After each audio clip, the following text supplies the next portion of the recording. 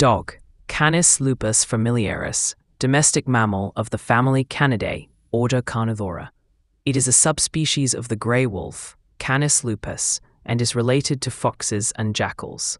The dog is one of the two most ubiquitous and most popular domestic animals in the world. The cat is the other.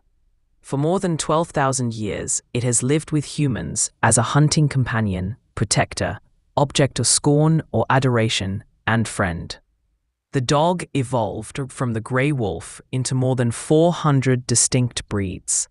Human beings have played a major role in creating dogs that fulfill distinct societal needs. Although details about the evolution of dogs are uncertain, the first dogs were hunters with keen senses of sight and smell. Humans developed these instincts and created new breeds as need or desire arose. Characteristics of loyalty, friendship, protectiveness, and affection have earned dogs an important position in human life. In ancient Egypt, during the days of the pharaohs, dogs were considered to be sacred. About 60 million years ago, a small mammal, rather like a weasel, lived in the environs of what are now parts of Asia. It is called Myisis, the genus that became the ancestor of the animals known today as canids, dogs, jackals, wolves, and foxes. Myisis did not leave direct descendants, but dog-like canids evolved from it. By about 30 to 40 million years ago, Myisis had evolved into the first true dog, namely Cynodictis. This was a medium-sized animal, longer than it was tall, with a long tail and a fairly brushy coat. Over the millennia, Cynodictis gave rise to two branches, one in Africa and the other in Eurasia. The Eurasian branch was called Tomoctus and is the progenitor of wolves, dogs, and foxes. Dogs descended directly from wolves, canis, according to genetic evidences. The timing and location of dog domestication is a matter of debate. The remains of the Bonn Oberkassel dog, buried alongside humans between 14,000 and 15,000 years ago, from the Middle East and Germany, are the earliest to be conclusively identified as a domesticated dog before the development of agriculture. The dog was dated to 14,223 years ago and was found buried along with a man and a woman, all three having been sprayed with red hematite powder and buried under large, thick basalt blocks. The dog had died of canine distemper. This timing indicates that the dog was the first species to be domesticated. Role in human societies. Dogs have played an important role in the history of human civilization and were among the first domesticated animals. They were important in hunter-gatherer societies as hunting allies and bodyguards against predators. When livestock were domesticated about 7,000 to 9,000 years ago, dogs served as herders and guardians of sheep, goats, and cattle. In ancient Egypt, dogs were thought to possess godlike characteristics. They were pampered by their own servants, outfitted with jeweled collars, and fed the choicest diet. Only royalty was permitted to own purebred dogs, and upon the death of a ruler, his favorite dog was often interred with him to protect him from harm in the afterlife. Physical traits and functions. 1.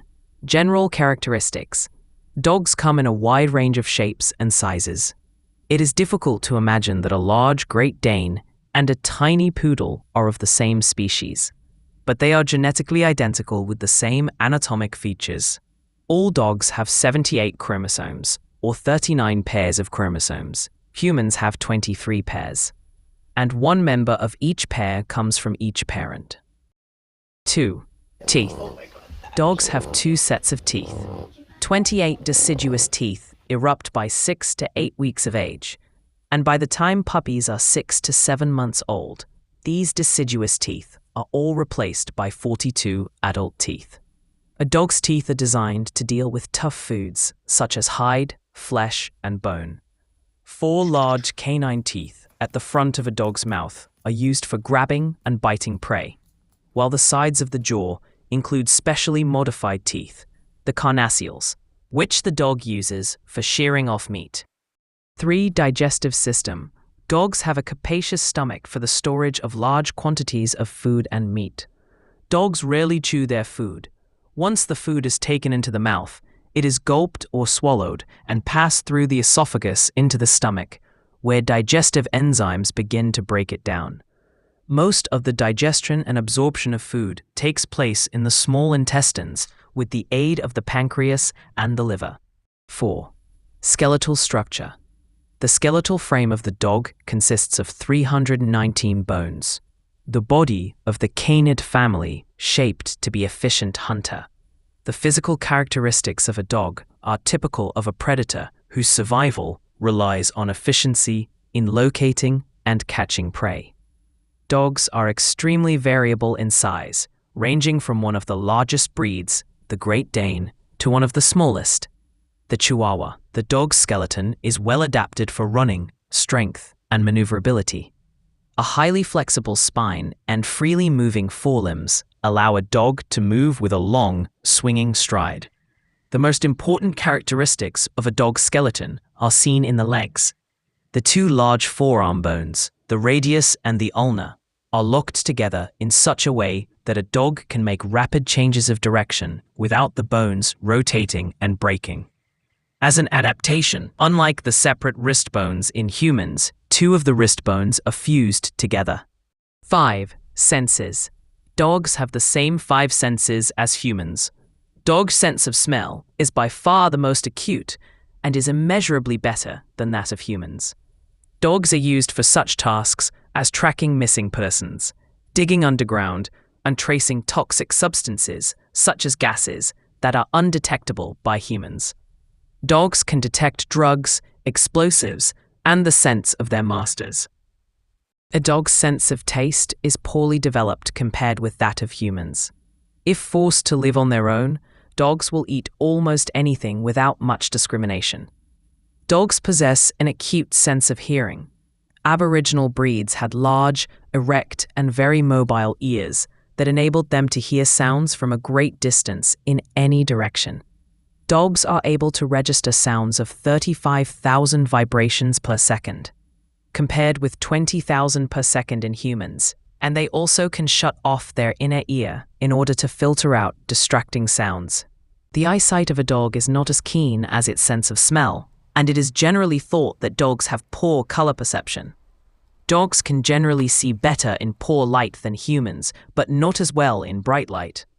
They have a wider field of vision than humans because their eyes are set further toward the sides of their heads, but they are not as adept at focusing on objects at close range or at judging distances.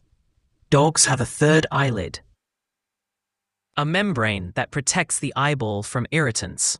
Dogs are sensitive to touch, the 5th sense, and use this sense to communicate with one another and with their human counterparts.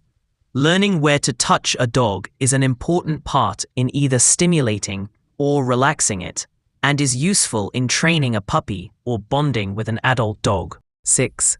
Coats. There are 3 basic types of hair: short, medium, and long. Within these categories, there are also coarse and fine types of hair.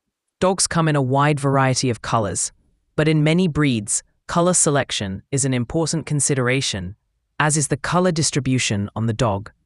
Most dogs shed their coats seasonally.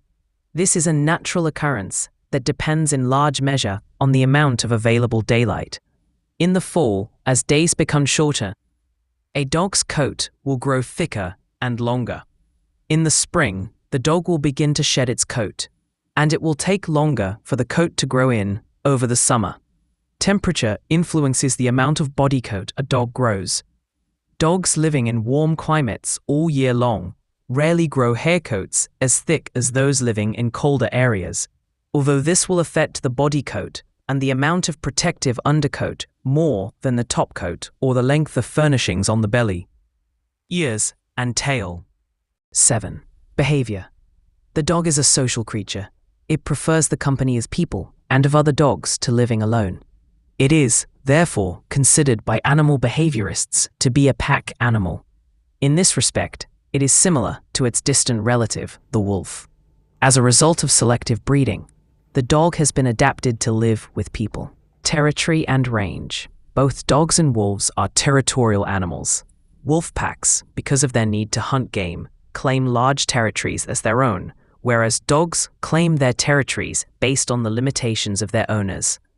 Male wolves and dogs mark their territorial boundaries by urinating and rubbing their scent on the ground or on trees to warn other animals of their presence.